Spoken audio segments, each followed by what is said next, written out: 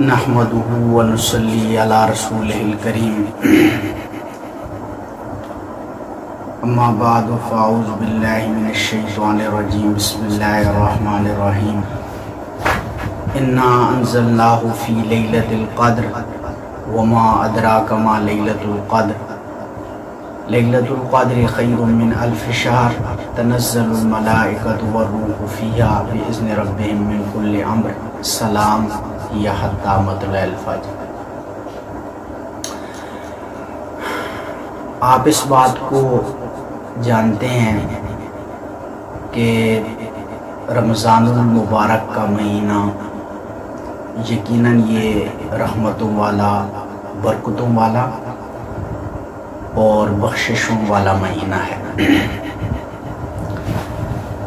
حضرت عائشہ صدیقہ رضی اللہ تعالیٰ عنہ فرماتی ہیں کہ اللہ کے رسول صلی اللہ علیہ وسلم جتنی محنت، جتنی مشقت اعمال میں وہ رمضان کے مہینے میں کرتے تھے وہ کسی اور مہینے میں نہیں کرتے تھے۔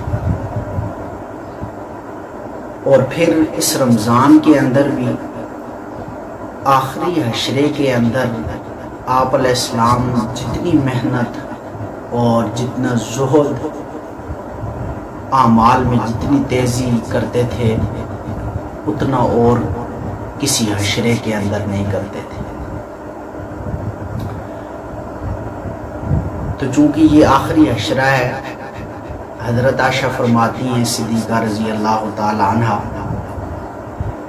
کہ جب آخری عشرہ شروع ہوتا اللہ کے رسول صلی اللہ علیہ وسلم خود بھی راتوں کو جاگتے اور خود بھی اعمال کے لیے کمر کستے اور اپنی فیملی اور گھر والوں کو بھی اس کے لیے جگا دیتے تھے۔ حالانکہ دیکھیے کہ اللہ کے رسول صلی اللہ علیہ وسلم بخشائے ہیں، اللہ نے ان کی اگلی اور پچھلی جتنی بھی تقصیرات ہیں کوئی بھی نہیں ہے، لیکن اگر ہوتی تو اللہ نے وہ معاف کر دیا، پہلے سے اللہ نے کہہ دیا لیغفر لک اللہ ما تقدم من ذنبک وما تأخر۔ اللہ نے سب، اسی وجہ سے حضرت عائشہ نے ایک دفعہ سوال کیا تھا نا، حضور رات کو اتنی دیر تک تہجد میں کھڑے ہوتے، اتنا لمبا قیام کہ آپ کے پاؤں میں ورم آ جاتا، پھول جاتے، پھٹ جاتے۔ تو فرمایا کہ اتنا کیوں کرتے ہیں آپ اللہ کے رسول؟ تو حضرت عائشہ نے، اللہ کے رسول صلی اللہ علیہ وسلم نے فرمایا عائشہ افلا اکون عبدا شکورا، کیا میں اللہ کا شکر گزار بندہ نہ بنوں؟ اللہ، خود سوچیں اگر میں اور آپ اس مقام پر ہوتے تو ہمارا کیا حال ہوتا کہ جب ہمیں یہ پتہ ہوتا کہ ہم بخشائیں تو یقیناً ہم اس تکبر میں آ جاتے۔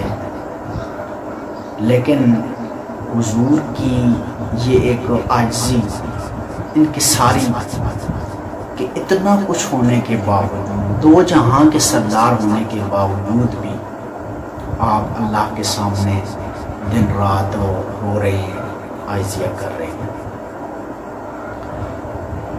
اسی وجہ سے ایک روایت میں آتا ہے، سیاستہ کی روایت ہے، حضرت عائشہ سے روایت ہے، فرماتی ہیں کہ حضور لوگوں میں سب سے زیادہ سخی تھے،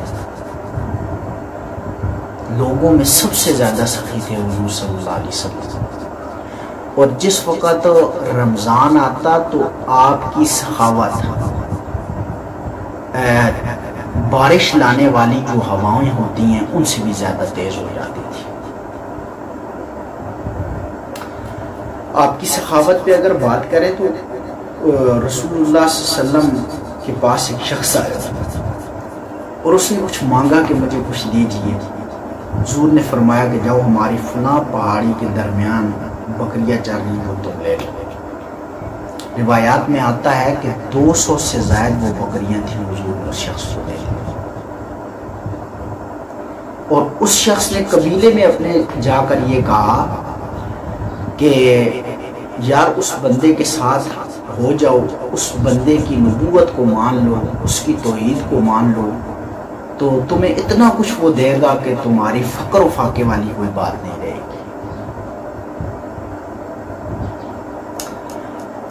آپ کی دیکھیں یہ ایک مسئلہ ہے کہ جب کوئی ماں کوئی دوسرے بچے کو دودھ پلاتی ہے رضائی ماں، تو اجرت کے اوپر، تو اس کی اجرت بنتی ہے کہ جب تک وہ دودھ پلا رہی ہے اس کو آپ اجرت دیں، اپنے بچے کو دودھ پلوا رہے ہیں اس کو اجرت دیں۔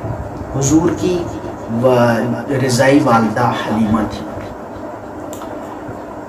تو اب اس مدت تک ہے کہ آپ اس کا معاوضہ دیں، لیکن میرے نبی کی، اپنے نبی کی، آپ کے نبی کی سخاوت دیکھیے کہ اتنی سخاوت ہے کہ جب بھی حضور کی جب بڑے ہو گئے، نبوت مل گئی، تو جب بھی آپ کی وہ والدہ آتی تھی نا آپ کے پاس، تو حضور اونٹوں کے اوپر سامان لدا کر حضرت حلیمہ کے ساتھ ان کو رخصت کر دیتے تھے۔ تو مطلب کہنے کا یہ ہے کہ جب رمضان میں جتنی آپ کی محنت، مشقت، اعمال میں زیادتی تو وہ ہوتی تھی وہ کسی اور مہینے میں نہیں، اور پھر اس کے بعد جو آخری عشرے کے اندر، جیسا کہ ابھی چل رہا ہے، آخری عشرے کے اندر آپ کی جو محنت ہوتی تھی، ریاضت ہوتی تھی، تو اس کی تو کوئی انتہا ہی نہیں ہوتی تھی۔ لیکن آج ہم لوگ دیکھیں تو یقیناً ہم اس چیز سے دور ہیں کہ آج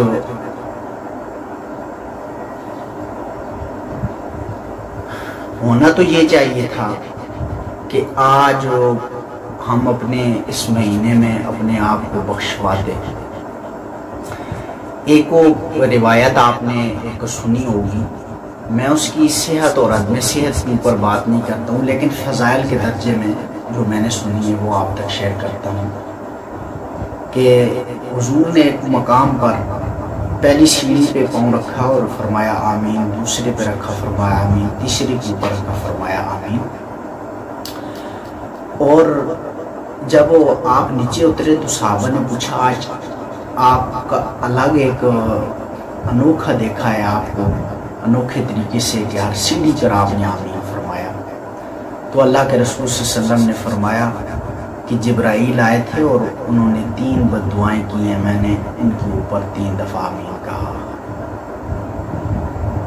فرمایا ایک وہ شخص برباد ہو جائے، جبرائیل نے کہا کہ جس نے رمضان کا مہینہ پایا اور اس نے اپنی بخشش نہ کروا سکی، میں نے کہا آمین۔ دوسرا فرمایا کہ جس شخص کے سامنے آپ کا نام آئے اور وہ آپ کی اوپر درود نہ بھیجے، وہ تباہ ہو جائے، میں نے کہا آمین۔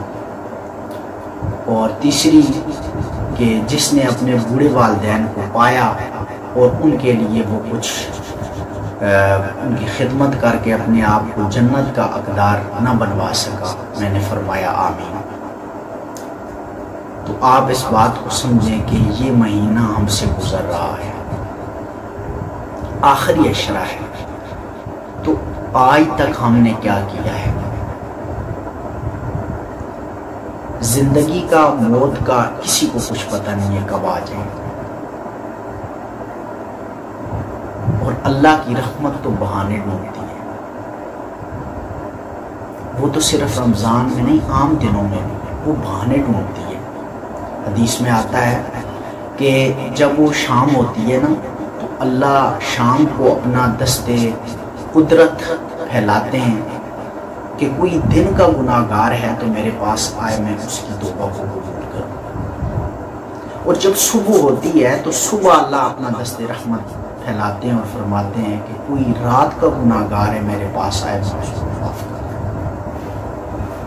اور اس بات کو آپ ذہن میں رکھتے ہوئے اور اس چیز کو ذہن سے نکالتے ہوئے کہ میں تو اتنا گناہ گار ہوں، میری معافی کہاں ہو سکتی ہے، یہ شیطان کی پٹیاں ہیں۔ نہیں میرے عزیز ساتھیوں، کہ کہ اللہ نے جب زمین آسمان بنایا، سیاہ ستہ کی ایک روایت ہے، فرمایا کہ اللہ نے عرش کے اوپر ایک تحریر لکھی کہ ان رحمتی غلبت غضبی، کہ میری رحمت میرے غضب کے اوپر حاوی ہے۔ ہمارے سارے لوگوں کے گناہ اگر اکٹھے ہو جائیں نا، اس کی رحمت سے پھر بھی زیادہ نہیں ہو سکتی۔ کیوں؟ حدیث میں آتا ہے کہ اللہ نے جب زمین آسمان بنایا تو 100 رحمت کے حصوں میں سے ایک رحمت صرف اللہ نے زمین کے اوپر پھیلایا، ایک حصہ بھیجا زمین پر، اور اسی ایک حصے کی سبب انسان آپس میں محبت کرتے ہیں، جانور آپس میں محبت کرتے ہیں، حتیٰ کہ درندہ چیرنے پھاڑنے والے جب اس کا پاؤں اپنے بچے کے اوپر آتا ہے تو وہ اٹھا لیتا ہے، وہ اسی ایک رحمت کی سبب کہ اس کے دل میں ایک رحمت کا ایک جذبہ ہے، محبت کا ہے۔ تو درندے بھی آپس کے اندر اپنے بچوں کے ساتھ ان کی محبت اسی ایک رحمت، اسی ایک حصے کی وجہ سے اس کائنات میں اللہ نے جو بھیجی ہے۔ اور جب کل قیامت کا دن ہوگا نا تو اللہ بقیہ 99 حصوں کے ساتھ اس حصے کو بھی ملا کر 100 حصے رحمت کے اللہ ایمان والوں کے اوپر کرے گا۔ تو یقیناً ہم دور ہیں شیطان کے وساوس اور اس کے مکر و فریب کی وجہ سے۔ یہ مہینہ ہی معافیہ مانگنے کا ہے، یہ حشرہ آخری یہ معافیہ مانگنے کا ہے۔ دیکھیں یہ آخری عشرہ، اس کی فضیلت ہم کوئی ضعیف یا کمزور روایات کے سہارے پر نہیں بیان کر رہے، بلکہ اس کی فضیلت تو ہمیں خود قرآن مقدس سے ملتی ہے۔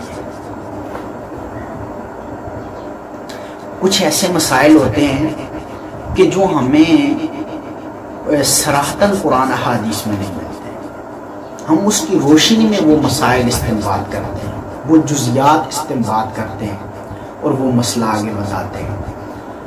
لیکن کچھ چیزیں ایسی ہیں جو صراحتاً اس نص کے اندر، قرآن کے اندر موجود ہیں، اور وہی ایک یہ جو رات ہے جو آخری عشرے کے اندر ایک رات ہے جس کو ہم لیلۃ القدر کہتے ہیں۔ باقی آپ نے شب برات کے متعلق کئی لوگ ضعیف احادیث کا سہارا لے کر بیان کرتے ہیں، لیکن اس رات شب لیلۃ القدر جو ہے، اس رات کی فضیلت تو خود قرآن نے بیان کی ہے۔ فرمایا انا نحن نزلنا الذکر انا انزلناہ فی لیلۃ القدر۔ اللہ فرماتے ہیں کہ ہم نے، پکی بات ہے، انا پکی بات ہے کہ ہم نے اس قرآن کو لیلۃ القدر میں اتارا، قدر کی رات میں اتارا۔ وہ کون سی رات ہے لیلۃ القدر کی؟ اللہ فرماتے وما ادراک ما لیلۃ القدر، آپ کو کیا پتا ہے کہ لیلۃ القدر کیا ہے؟ اور پھر اللہ نے پھر اس کی آگے وضاحت کی، اس کی تفصیل بیان کی کہ لیلۃ القدر اتنی عظیم رات ہے۔ قرآن بیان کر رہا ہے نا، اس میں شک و شبے کی گنجائش ہی نہیں۔ قرآن بیان کرتا ہے کہ تنزل الملائکۃ والروح فیہا بإذن ربہم من کل امر، اللہ کہ فرمایا کہ جبرائیل بے شمار اپنے فرشتوں کے ساتھ، جو فرشتوں کے سردار جبرائیل ہے، اپنے بے شمار ملائکہ کے ساتھ، فرشتوں کے ساتھ اس زمین کے اوپر اتر آتے ہیں اس رات کو۔ وہ رحمت لے کر اترتے ہیں، وہ اللہ نے کے جو احکام ہوتے ہیں جو اس نے پہلے سے لکھ کر رکھے ہیں، وہ اس دنیا کے اوپر آ کر ان کو یعنی پھیلاتے ہیں۔ اور پوری رات تنزل الملائکۃ والروح فیہا بإذن ربہم من کل امر، اپنے حکم سے نہیں، یہ یاد رکھیں، اپنا حکم کسی نبی کا بھی نہیں چل سکتا، فرشتوں کا نہیں چل سکتا۔ اللہ کے آگے کسی کا حکم نہیں چل سکتا۔ آپ نے سنا ہوگا، یہ بھی قرآن میں واقعہ ہے کہ جو یہود تھے ان کے کہنے پر مشرکین نے حضور سے سوال کیا کہ کب یہ پوچھو حضور سے، اگر وہ بتا دیں ان سوالوں کے جواب وہ سچا پیغمبر ہے۔ ذوالقرنین کون ہے، اصحاب کہف کون لوگ ہیں، روح کی حقیقت کیا ہے۔ تو اگر وہ بتا دے تو سچا پیغمبر ہے، نہیں بتا سکا تو سچا نہیں۔ حضور سے آ کر انہوں نے پوچھا، فرمایا کل بتاؤں گا، انشاءاللہ کہنا بھول گیا۔ تو 15 دن تک وہ وہی بات ہو گئی، نہیں آیا، پروپیگنڈا شروع ہو گیا۔ سچا پیغمبر ہوتا تو بتا دیتا۔ ان کو اس چیز کا تھوڑا تھوڑا علم ہے، حقیقی علم نہیں تھا ذوالقرنین کا، اصحاب کہف کا، تو وہ تفصیل جاننا چاہتے تھے۔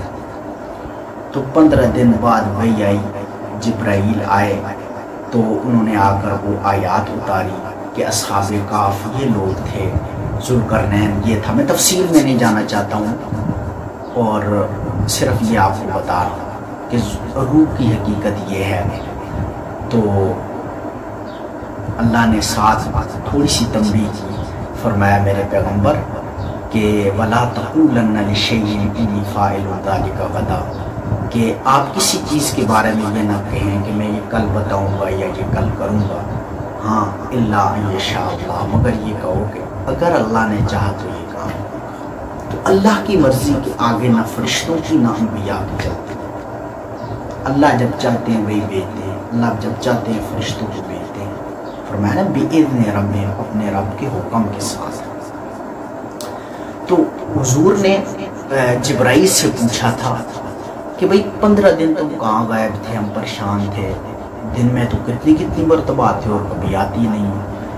تو اللہ کے حکم سے انہوں نے فرمایا وَمَا نَتَنَزَّلُ إِلَّا بِأَمْرِ رَبِّ، قرآن کی آیت ہے، فرمایا ہم تو آپ کے رب کے حکم سے زمین پہ اترتے ہیں، ہماری مجال نہیں ہے کہ ہم اتر سکیں۔ تو اس لیے یہ کہنا کہ کوئی مختار کل ہے، کوئی نبی ہے یا فرشتے ہیں، یہ غلط مسئلہ ہے، ٹھیک ہے جی۔ اللہ کے اختیار کے آگے کسی کا اختیار نہیں چلتا۔ حضور کی مرضی تھی، ان کے چچا ابو طالب جس نے 8 سال خدمت کی کہ وہ کلمہ پڑھ لے، میں اس کی کل سفارش کر سکوں۔ حضور نے فرمایا کان میں کلمہ پڑھ لوں، میں سفارش کر سکوں گا، ایسے نہیں سفارش کر سکوں گا۔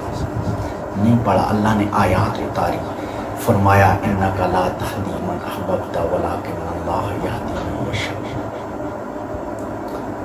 فرمایا کہ پیغمبر جس کو میں ہدایت دینا چاہوں اس کو ملتی ہے، جس کو آپ دینا چاہیں اس کو ہدایت نہیں مل سکتی۔ آپ کا کام تبلیغ ہے، آپ دعوت اسلام لوگوں تک پہنچا دیں۔ تو اس لیے جی میں آپ کو بتا رہا ہوں کہ لیلۃ القدر کی رات میں فرشتے جبرائیل امین سمیت سارے لوگ اترتے ہیں بِإِذْنِ رَبِّهِمْ مِنْ كُلِّ أَمْرٍ، سلام، ساری رات وہ سلامتی والی ہوتی ہے، ساری رات فرشتوں کو آنا جانا سلامتی والی رات ہے۔ اور اللہ چاہتے ہیں کہ بندہ ہے کوئی معافی مانگنے والا، اس کو معاف کر۔ اور پتہ ہے آپ کو جو لیلۃ القدر ہے نا، اسی آخری عشرے کے اندر ہے۔ صحابہ نے کچھ خواب دیکھی، اشارات دیکھے، تو آ کر حضور سے بیان کیا کہ ہمیں یہ کچھ لیلۃ القدر کے اشارات۔ تو حضور نے فرمایا کہ تمہاری خوابیں میری خواب کے ساتھ مطابقت کر گئی، یعنی مجھے بھی انہیں طاق راتوں میں آ کر انہوں نے بتایا۔ تو حضور نے اس کے بعد فرمایا کوئی بھی آج کے بعد لیلۃ القدر تلاش کرنا چاہے تو وہ ان طاق راتوں کے اندر آخری عشرے کی طاق راتوں میں تلاش کرے۔ لیکن اس کے اندر یہ بات بھی یاد رکھیں کہ ضروری نہیں ہے کہ اعتکاف جو بندے بیٹھے ہیں انہی کے لیے، وہ تو ایک سنت، وہ الگ مسئلہ ہے، اعتکاف میرے نبی کی سنت ہے۔ میں آپ کو بتاتا جب حضور نے ہر رمضان میں آخری عشرے کا اعتکاف کیا ہے لیکن جس سال آپ کا وصال ہوا، دنیا سے آپ گئے، انتقال ہوا، تو اس سال میرے آپ کے پیغمبر نے 20 دن کا اعتکاف بیٹھا، جو آپ کی خصوصیت تھی۔ تو آپ وہ ایک الگ سنت ہے۔ لیلۃ القدر کو پانا ایک الگ مسئلہ ہے، وہ گھر میں بھی آپ بیٹھ کر، کسی جنگل میں بھی بیٹھ کر آپ اس کو پا سکتے ہیں۔ ہاں، جو نیک لوگ ہیں، اعلیٰ تقوی کے لوگ ہیں، اس رات کے کچھ اشارات، کچھ نورانیت، روحانیت وہ دیکھ سکتے ہیں، ان کو محسوس ہو سکتی ہے۔ لیکن ہم چونکہ اس سٹیج پہ نہیں ہیں، تو یہ ہے کہ ہم پا پھر بھی سکتے ہیں۔ ڈھونڈنا ضروری نہیں ہے کہ ہم اس کو ڈھونڈ لیں، ہمیں کچھ چیزیں نظر آئیں تبھی نہیں۔ اگر وہ آپ نے پا لیا، آپ کو نہیں بھی پتہ چلا، آپ اللہ سے مانگ رہے ہیں نا، تو وہ آپ نے لیلۃ القدر کی رات کو پا لیا ہے۔ ٹھیک ہے جی؟ تو اللہ رب العزت نے اس قرآن کو کتنا کنیکشن ہے، جوڑ ہے، کہ اللہ نے اس رات میں اپنا کلام اتارا۔ یعنی ویسے تو قرآن 23 سالوں میں مکمل ہوا، لیکن لوح محفوظ سے آسمان دنیا پہ اللہ نے رمضان المبارک کی لیلۃ القدر کی رات میں اتارا، اور پھر اس کو رفتہ رفتہ آہستہ آہستہ 23 سالوں میں اس کو مکمل کیا۔ تو اللہ سے دعا ہے اس حشرے کے اندر جو ہمارے اعمال ہیں، اللہ ان کو قبول فرمائے، اور ہم سے جو آج سے پہلے غلطیاں ہوئی ہیں، اللہ تعالیٰ ان کو معاف فرمائے۔ وما علینا الا البلاغ۔